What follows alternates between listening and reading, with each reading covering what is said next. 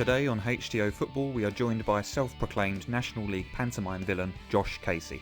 An accountant by trade, we speak to the Woking captain about all things lower league football, fan engagement and football finances. Enjoy.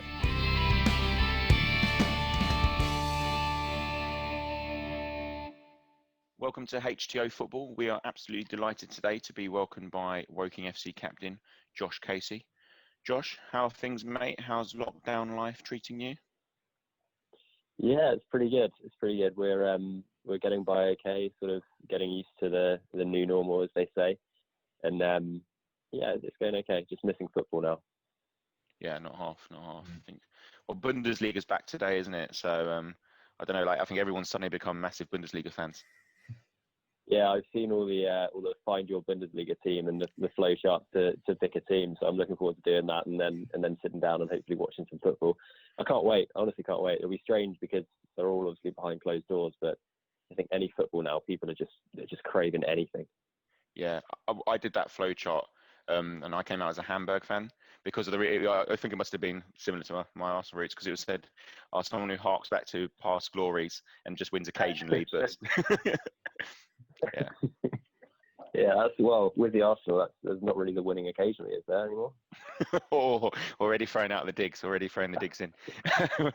well, I'm sure we'll get there in a minute with Woking finish just shy. Yeah, absolutely.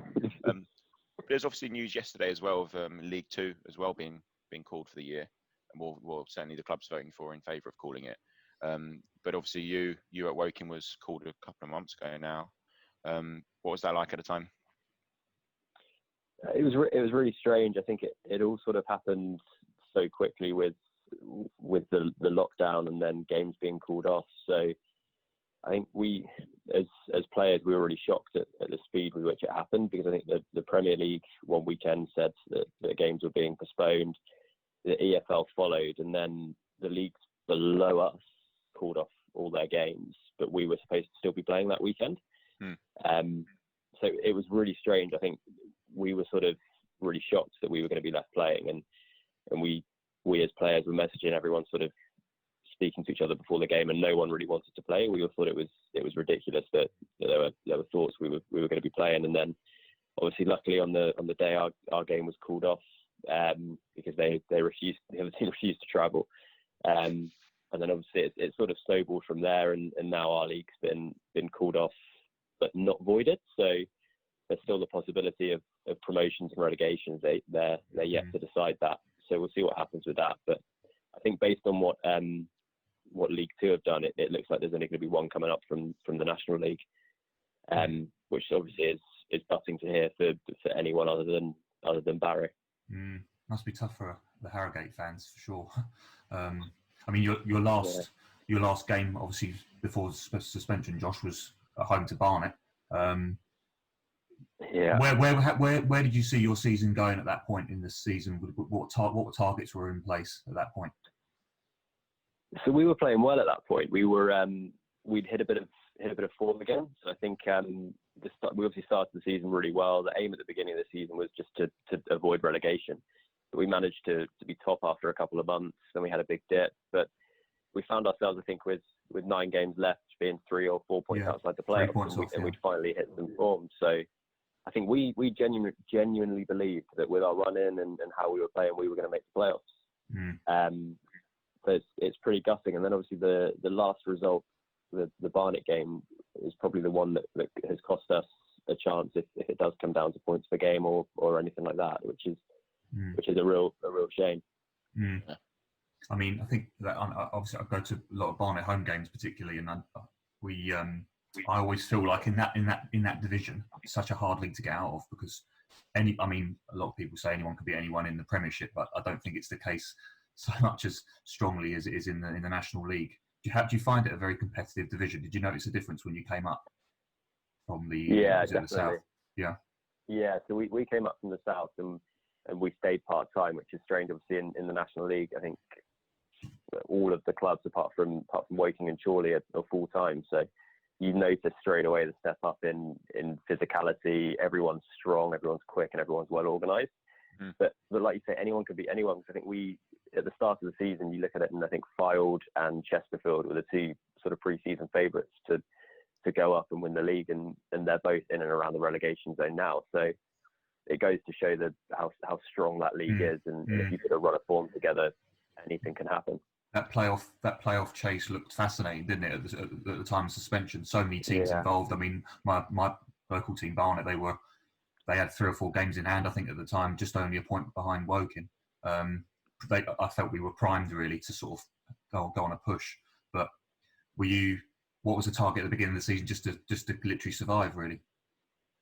Yeah, it was to survive. We set ourselves a target of just not going down, because I think a lot of people, and we heard from a lot of other managers who've been speaking sort of to other managers, saying that there's no chance Woking will survive. It's impossible to compete in this league with their budget and being part-time. I think that sort of fueled us at the start, because I think we went on an unbelievable run of winning 7 or 8 of our first 10 and really sort of proving a point to people. And then it seemed to then tail off. Like we sort of said, yeah, we proved a point. Yeah, we thought we were better than we were. We sort of got off doing what we were good at, and it's sort of the early season honeymoon then faltered, and we started losing a lot of games. But we were still in with a shot at the playoffs. So we changed our aspirations privately. We didn't say anything publicly because we didn't want to make ourselves look like idiots. But we said we wanted to get into the playoffs. Yeah. Interesting though. You obviously say you're one of 2 teams that's still sort of semi-professional, and I wanted to get your thoughts on whether, with everything happening with coronavirus and obviously the suspension of play, whether actually will that help or hinder you as a club? Obviously, in terms of the revenues that a lot of the professional clubs will be used to and sort of relying on. I guess you guys as players are probably all picking up other jobs here and there anyway, part-time jobs. Obviously, I know yourself still full-time working. So, just to get your thoughts on that. Yeah, it's massive. I think Woking are going to be in a really, really strong position going forward when the league restarts, because there's no debt. They're not paying players full-time wages. You've got, for a bit of context, you've got people in the National League picking up $3 or $4 grand a week at some clubs. Yeah. And you think for that 52 weeks a year at a level where now there's no fans, no income coming in, and clubs are running at losses of crazy amounts. I know there's some club that's lost 2 million, I think, in a year. You think if they've still got those same outgoings, they're still going to have to pay players. People might not want to put that money in. I was speaking about it to a few players and a few managers, and I think non-league is going to be completely and drastically changed by this.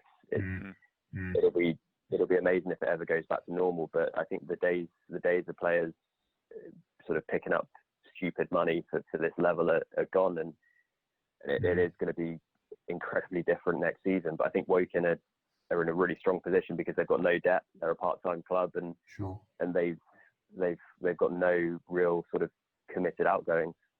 I think you're right. I mean, a couple of commentators have been saying, like, in terms of journalists, that it's not going to be the very top teams that are going to suffer from this, really, because ultimately, although they will struggle, they'll sign another deal, the player XYZ will still demand XYZ from a club either where he is, or will demand a move. But I think, like you said, there'll be that Championship, League One, League Two level where they're paying, in reality, quite extortionate amounts for probably not premium elite footballers who don't bring their own wealth to the table, i.e. their own following or their own sponsorship or anything like that.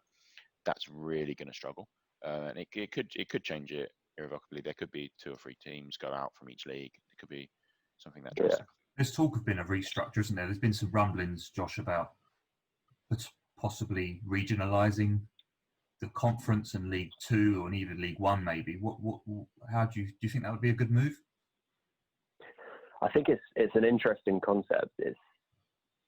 It sort of depends on how much would actually be saved by it, because they're sort of saying, oh well, you get bigger attendances because people will travel and you'd save on travelling costs. But if those games become every week, people aren't going to find the money that they didn't have before to be able to pay to go to every single away game. So I think whilst in theory it's a great idea, if people have only got to travel 20 miles up the road, they'll go to every game. In practice, if the economy's terrible and people are looking after their money, you're just going to have the same situation, but in a regionalised league. And it would then probably be you'd have people complaining about whether they were in the north or the south, like you always get at the lower league regional level. So I think in theory it's a great idea, but in practice it couldn't work. And I think like you said, we're going to lose a few clubs from football. I think it's impossible for these clubs to continue to survive. You have a group of clubs that were on the brink already, that this is now the sort of the final straw that pushes them over the edge. And you'll have clubs that were being bankrolled by a money man who was happy to throw money at a project, who now all of a sudden thinks, in this economy, why am I doing this? What am I doing? This is ridiculous, and then pulls out. So I think the whole landscape of lower level football is going to completely change. Yeah. No, I think you're completely right. I can't see how things go back to normal, reset. I think the landscape of society will therefore change as well. We, from a working perspective, people working from home more, and actually understanding, well, actually, does that fit with my new lifestyle? Is it necessary? And part of that is going to a football match with a couple of thousand people, or obviously as you go up the divisions, more and more thousands of people, worth the risk, worth my time. I think people will start to become slightly used to lockdown life, slightly used to a smaller circle of both friendships, but also just a smaller circle of existence. For me, that'll be the interesting piece about how it plays out. I don't think, even if they said, oh, everyone can go to football matches tomorrow, I would love to see those big league attendances, because I'm just not sure people would go in their droves. People have been financially impacted, but also I think personally and emotionally, and all that kind of impact that it has on families and people up and down the country. I'm not sure it's just going to be a reset button there. I did notice. I did notice though in the research for this, and having a quick look, and Woking's attendance weren't bad. I think it's better than Barnet's. Andrew, Woking's was like up over 2,000 average. that's average not hard, a week. Tom. What did Barnet pull on a weekly basis? Well, it depends really. Our attendances are impact. You might agree with us, Josh, where if Champions League football's on in the week and you've got a Tuesday game at home, that can sometimes have an impact. I mean, obviously in London area, you've got a lot of Arsenal, Spurs, West Ham fans, so our attendances can fluctuate. But we've got a lovely stadium. I mean, I was there in October with our last minute equaliser 2-2 against Woking. Do you remember that game? Yeah, that was sickening. It was horrible. I think we fully deserved to win. I think it was the 96th minute. It was supposed to be 95 minutes played, and we inevitably conceded from. It was ridiculous. It's embarrassing. But yeah, with Barnet's attendances, I suppose it's harder to get an average because we've got so many games called off because of their pitch. Yeah, we had a real struggle this season. That's why I think we've got about 2,000 games in hand on Woking, I think. Yeah, it's great. It's ridiculous. An unbelievable stadium, a great place, and you sort of get a light drizzle, and the games are called off for 2 weeks there. Yeah. So it's Yeah, it was becoming the norm, actually. If you're talking about the new norm, that was what it was like for Barnet fans, I think. One team I wanted to sort of get your thoughts on, actually, is a team that's sitting top of the National League. I've been hearing Barrow-Salona. Is obviously it's an overstatement. Is that an overstatement? Is it? But no, is they it? are Is there better than Barcelona? Yeah, they are better. Is there something in that though, Josh? Yeah. So we played them early on in the season, and we beat them 3-2, and they were bottom of the league at that stage. But when I say the first half, I think we had about 10% of possession.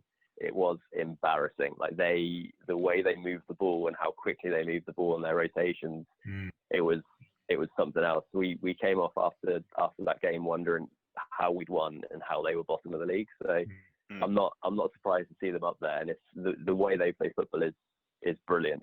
It's great to watch. It's not great when you're doing doggies trying to chase players who are running around everywhere and you've got no idea who you're supposed to be marking. But it's really good football. It was interesting that when they visited the Hive, I think one of our FA Trophy games, and we dispatched them 3-0, and it was like it wasn't the team that I'd seen in the league. I think they had a few players out that day, but that was obviously a trophy we were looking good for, actually, the FA Trophy. Yeah. And then we won't talk about the Howes Owen tie. That was rather embarrassing. But as a left back in the conference, what's been your biggest challenge this season, personally, individually?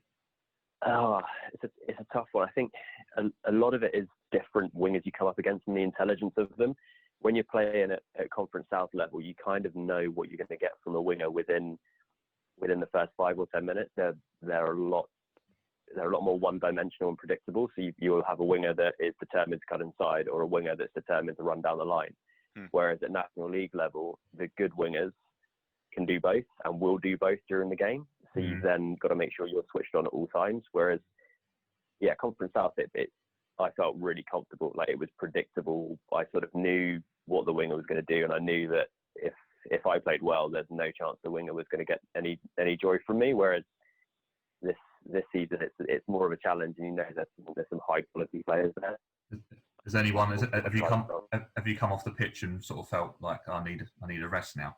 Has there been one particular player that's run you ragged at all? That probably doesn't happen, Josh, but I'm just, It's never happened.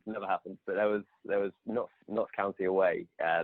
I got booked fairly early on, and the winger that I was up against was very, very good. He was nippy, sort of could play off both feet, and was having a good game. And I think when you can't foul him, and you've got the crowd on your back already, and they were in the ascendancy as well, I was kind of thinking, you have a glance up at the clock and think, how long left? You can't commit to anything. You're trying to just slow him down to try and get people around you, and they're probably just hammering you. They're hammering that side. They're hammering that side. It must have been a big crowd at Notts County that day as well. Yeah, it was a big crowd, and we went 1-0 up as well, and their fans were fuming. And then I think halfway through the second half, they got the equaliser, and from then on, the atmosphere just changed completely.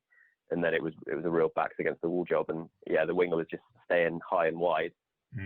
Cheating massively, and then getting the ball with sort of 20 or 30 yards to run at me, and I was thinking, I don't need this.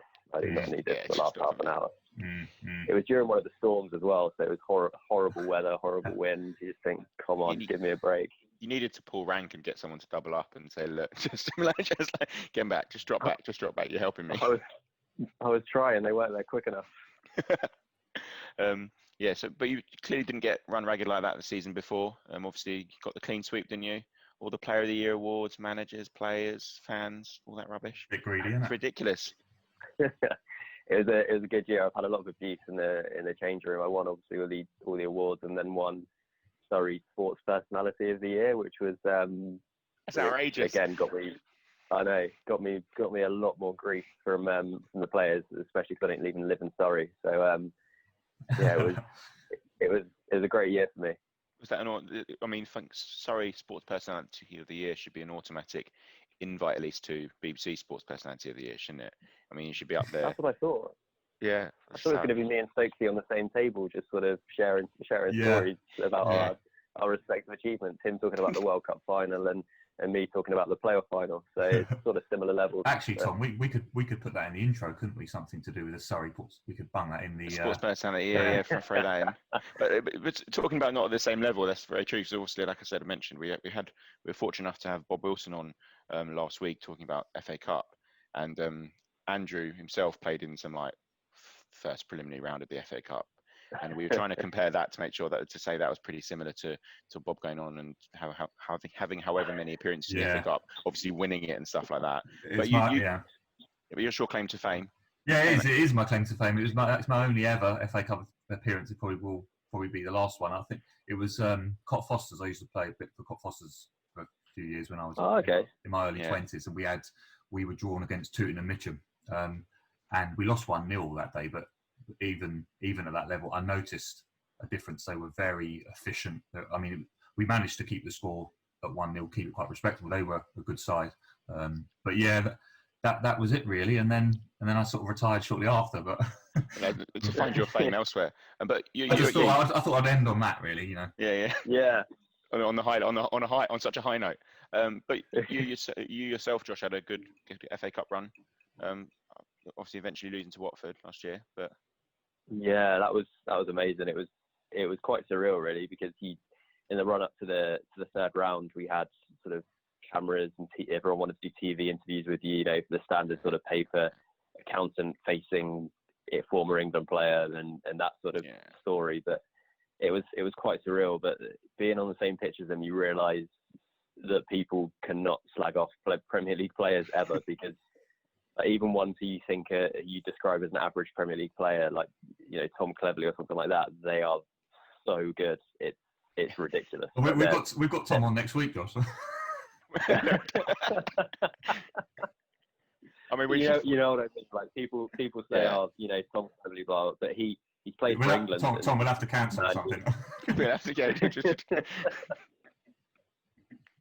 No, you're right. Like everything, their touch, their speed, it's ridiculous. Yeah. It was a real sort of shock. Is it what's his name? My mind's gone blank. Decore, he's an absolute beast.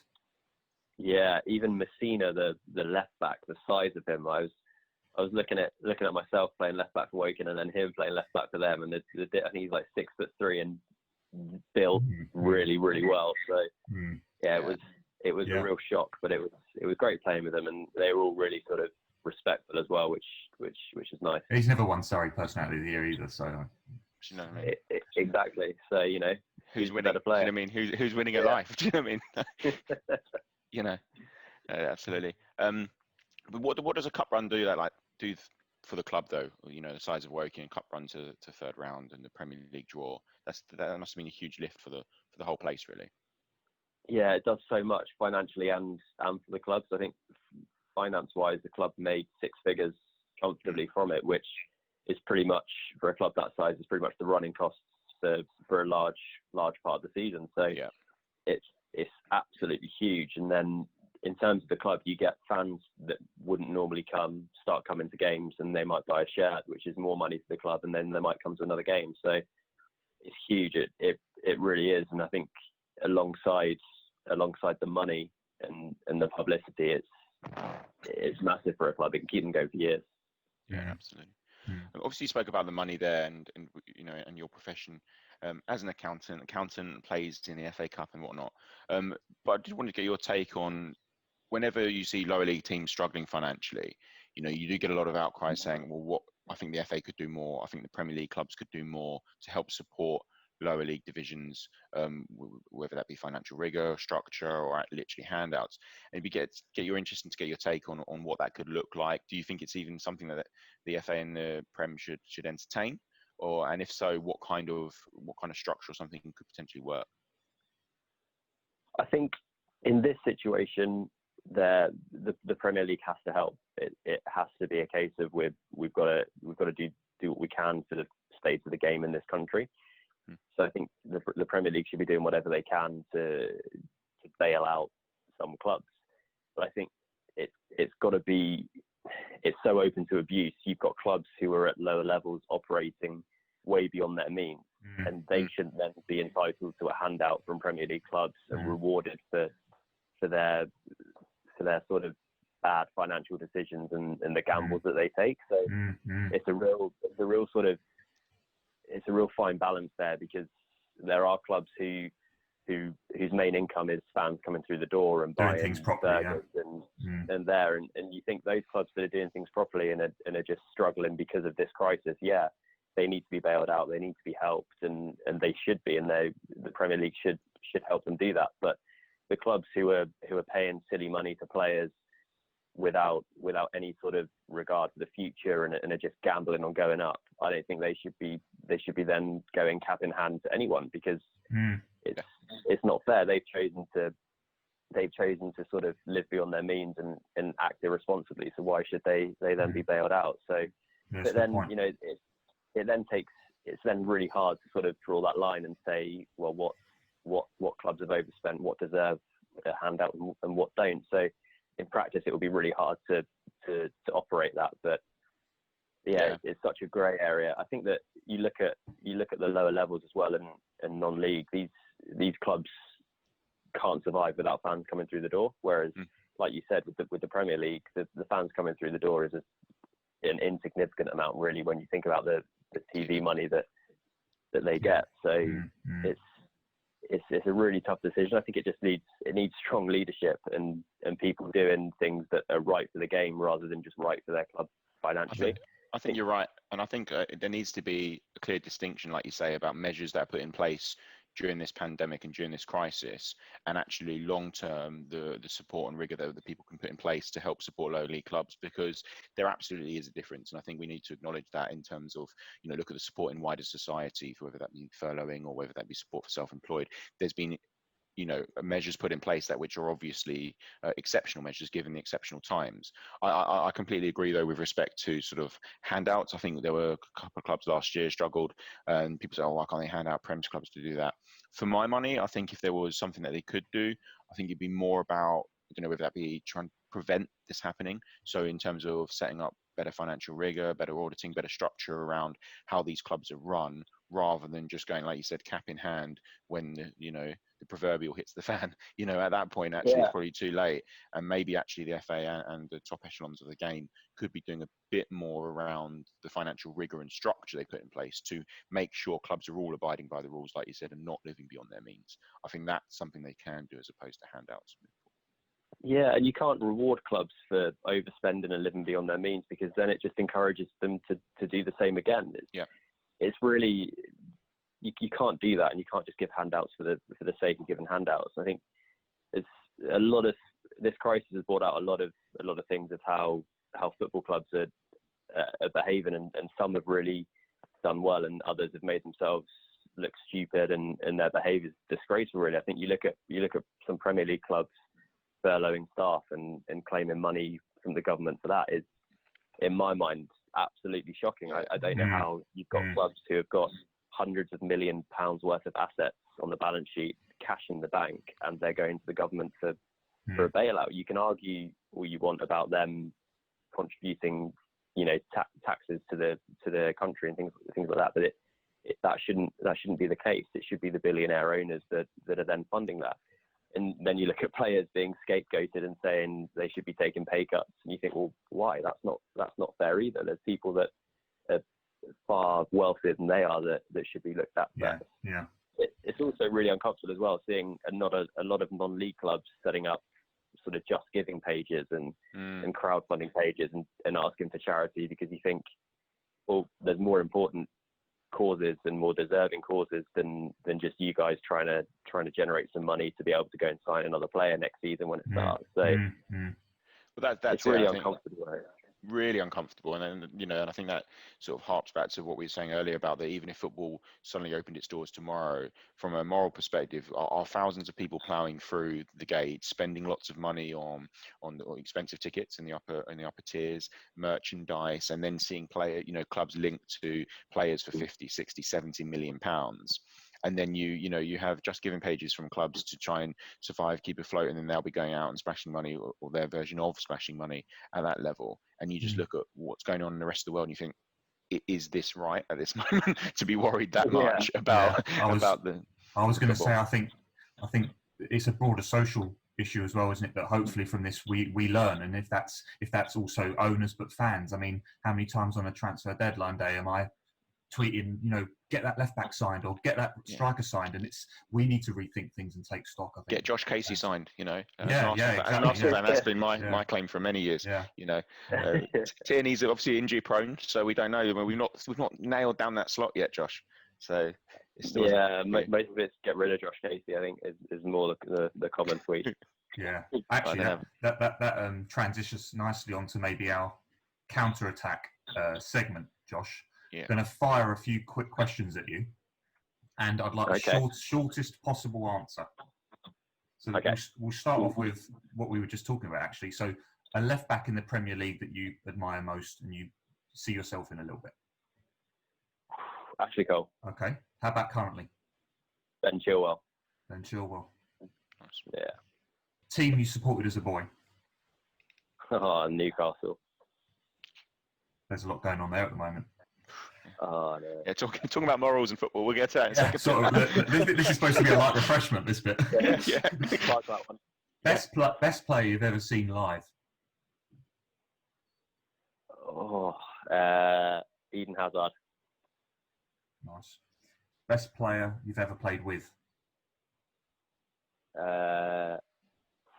Jamal Lowe.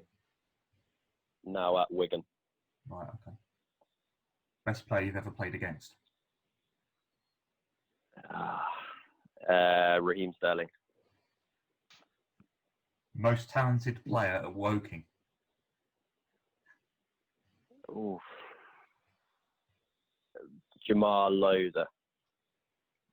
Played in the Prem. Yeah. Messi or Ronaldo? Have to ask that one. Oh, Really? yeah. Is it that much of a debate? I'd rather have Ronaldo in my team. I know Messi's the better footballer, but I'd rather have Ronaldo in my team. Newcastle to win the Champions League or England to win the World Cup? England to win the World Cup, hands down. Good boy. Oh, there we go. Good answers. Good answers. Actually, just talking about best played against or with, and most talented player at Woking, I'd like to just get, if you could give us a little update on how Dave is doing, because I know at Barnet he had a terrible injury on his debut. We were really excited when he signed from Dartford at the time. How's he doing? He's doing really well. This has been his first full season without injury in a while, so he's doing well. He's a great guy, and he's one of the best finishers I've ever seen at this level. It's ridiculous. I think he should be playing at a much higher level, and probably would be if he hadn't had those injuries. He scored more than a goal a game that season before he got the move to Barnet, and then was really unfortunate with the two horrible knee injuries, which the mental strength that he's shown to come back from those, and after he made the step into full-time football, sort of quit his job, and then for that to happen is pretty horrible, and you feel so sorry for the guy. But he's doing well now. He's had a season behind him of playing injury-free, touch wood, and he's looking pretty good. Yeah, just to correct myself, he signed from Maidenhead. Actually, that was the club that we were buzzing when he signed. I mean, I remember. I think on our Twitter page there were fans at about 1 or 2 in the morning waiting for it to be finalised. It's like Gillette Soccer Special comes to the Hive. Breaking news. Yeah, exactly. I'm glad to hear he's doing well, because that was a dreadful knee injury that he suffered on his first game. I think he's half an hour in or so he went off, and it just, at the time I was there, and it didn't seem like much. I didn't really see it at the time, but obviously good that he's bounced back from it. Yeah, he's a really good guy as well, which I think makes you sort of have more sympathy for what he went through. You mentioned there that the tweet you'd more likely to see is Josh Casey out, and obviously I'm sure that's not the case. But I did wonder in terms of like sort of fan interaction, sort of at National League level. Is that something you really enjoy? Because it's obviously very different to if you're in the sort of top echelons of the game, or probably where you were previously, but slightly lower. It's probably that. I would imagine it's quite a nice level of adulation and love from the fans, but equally not so much that they're going to get on your back if you've had a bad game. Yeah, I think the Woking side of it is fantastic, because they're, like you say, they're really supportive and they're amazing. The away fan side of it has its highs and lows. I think I'm notoriously, it's a joke amongst the team that I'm the most hated player in non-league, just because I seem to get under the skin of a lot of away fans and a lot of away players. So that's something I have to deal with. And to be honest, I love it. I really enjoy the sort of pantomime villain sort of. You can hear the shouts from the crowds as they're calling you different names and things like that. So it's really good fun. I think there are some low points. Like I think we had a Tuesday night game early on in the season, and I made the mistake of getting the train home back into London after the game. There were some away fans there who obviously saw me in the tracksuit and proceeded to follow me and chant at me, telling me what they thought of my performance, which is fair enough. But then you had one fan that then sort of out of nowhere from behind just sort of kicked me really, really hard in the back of the leg and then walked off. So you think there's they must have known you. They must have known your personality. That goes further than the game. They must have known what you're really like. I think it was actually my mum or something. I think it might have been. But, yeah.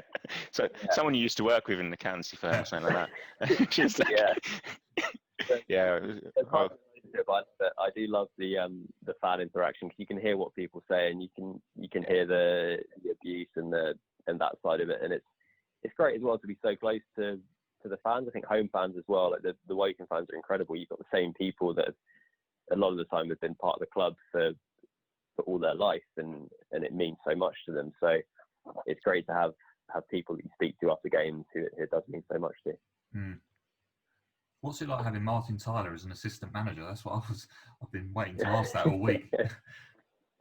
It's amazing. He's at first it took so much getting used to, because it's like in your training, it's like you're playing FIFA or something, because you've got him sort of talking through it and commentating. But he's so passionate about football. It's incredible. Like, to have his enthusiasm and passion for it at his age, when he's been to World Cup finals, Champions League finals, and he still gets incredibly passionate and angry and happy about whatever happens at Woking on a Saturday. He's football royalty, isn't he? Yeah, he is, and he's such a nice bloke as well. I think that's what you get with it. He's a great bloke, and he knows so much about football. Some of the stats he comes out with, we give him a bit of stick for the occasional name drop, which he'll do in a team talk. So he'll be like, "Man, I was speaking to Gary Neville about this." And you're like, "Oh, okay." Drop the name there, Martin. I was wondering if you ever get him to, in training, when you score a goal, you get him to do like the Aguero sort of. We've asked him to do that so many times. I think he gets quite embarrassed about it, but he's without doubt probably the best commentator that there's ever been. He's definitely up there, isn't he? Yeah, to have him around is incredible, and he's not sort of big time at all. He's happy to do anything for anyone. You'll have to get him to come on our pod. That's what you have to do. I'm sure he would have no problem with that. He said I've been speaking to him a bit, and he said he's quite bored in lockdown. Oh, there you go. That'd be great. He could host it, couldn't he? He could host it. We'd just sit back and just flowing voice, getting to do a few Gerrards, a few Agueros, a few Josh Caseys, just the classics, the ones people remember. Yeah, just the classics. Yeah, the ones people remember. He hosted a friend of mine's Zoom quiz the other day. So he is up for that sort of thing. That's brilliant. He's great fun. How many Zoom quizzes have you been doing with work and friends? It's getting a bit much now, isn't it? Yeah, I'm kind of bored of it now. I think I've spoken to some friends more than I have before lockdown. So you're almost doing quizzes for the sake of doing it. I think it's it's a bit much. We had a good one with the team last night, where we just did some unofficial awards and a couple of drinks and told some stories. So that sort of thing's good. Yeah, that's nice. But yeah, I think everyone's had enough of the quizzes now, haven't they? Yeah, a little bit. So I'm glad we've done our counter-attack quick 10 questions before we're all slagging off quizzes. We're definitely done with quizzes. Just going to quickly move on to a quick quiz. Yeah. Well, I thought I was tired of Zoom, but getting Josh Casey on is just kind of, Yeah, absolutely. We'll retire on this one. Yeah, absolutely. That'll be us done. We've really appreciated you coming on today, Josh. It's been fantastic. Thank you. Yeah. Thanks for having me. It's been really interesting. Obviously, such strange times for everyone. So I think to get your perspectives being really illuminating. So actually, a bit of an eye opener, which has been fantastic. Take care. Wish you all the very best. No, you too. Thanks very much for having me. Yeah, it's been lovely. See you at the Hive maybe next season. Yeah. Well, you guys aren't going up, so probably will. Yeah. Well, you have to come back. Or you have to come back to Arsenal. I think you still got the record for the most chicken nuggets I've ever seen eaten at a game. Which, I think it's 27, which is just obscene, really. Most expensive chicken nuggets in the world as well at the Emirates. Well, you still bought 3 portions. The Emirates, the football's quite boring. The atmosphere is not the best, so the chicken nuggets were probably the highlight. Oh, outrageous digs right at the end. We'll end it there. Yeah, we'll call it a night there. Appreciate it, Josh. Take care, mate. Yeah, take care. Chatting well. See you later. Take care, mate. Cheers. Bye. A big thank you to Josh there for a cracking insight into the current state of play in non-league football. We wish him well for the future at Woking. We hope you've enjoyed today's episode. You can find us on all your usual social channels at HTO Football on Twitter and HTO Football on Facebook. Next time, we'll be chatting to actor and podcast host Charlie Casson. Take care, guys.